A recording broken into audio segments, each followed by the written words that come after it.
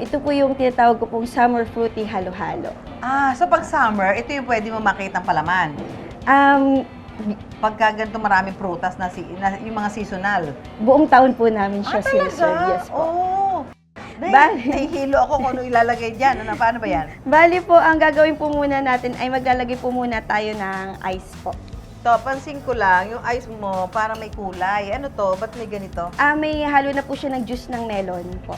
Juice original. Yes po, saka meron na rin po siyang gatas po. Alagay ko diyan. Yes po. Mas pino raw ang gamit nilang yelo. Yelo pa lang, solve ka na. Sunod itong lalagyan ng kondensada. Dagdagan lang po natin ng konti pa pong ice. Ice. Tapos ipo-form lang po natin siya para maganda po siyang Ay, tignan. may forma pala. Kaya Yes po. Ikaw na bahala dyan. Yes po. Ayan. So, ipo-form lang po natin siya. Yan, pa bilog. Okay. Pwede nang ilagay ang mga prutas. Unahin ng melon. Tapos, maglalagay po tayo ng Banana. banana. Ang banana, all year round din yan, di ba? Ang melon, medyo ano yan. Siguro yung sinasabi mo na nasusupply nyo ng all year round, imported melon na yan. Yung banana po na gagamitin natin dito, hindi po siya minatamis na saging. Fresh. Tapos, watermelon. Watermelon. Yan. Wow.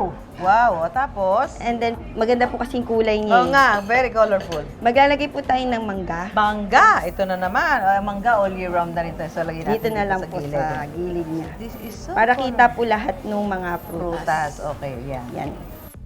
Isunod na rin ang mais at gulaman. Ang ube halaya at leche flan gawa nila mismo. May pahabol pang nata de coco, cereal, sago at ice cream on top. Ito na ang ating summer fruity halo-halo.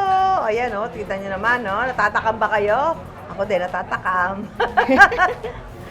Di ba? Ang dami Okay. palaman.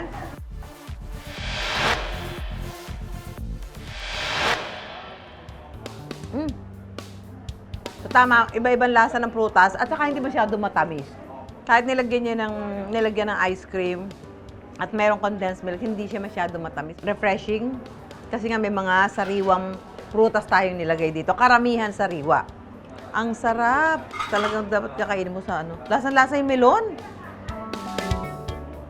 Kain tayo. Rob, gaya nito, ang gusto ko laman ng halo-halo, as much as possible, mga sariwang prutas.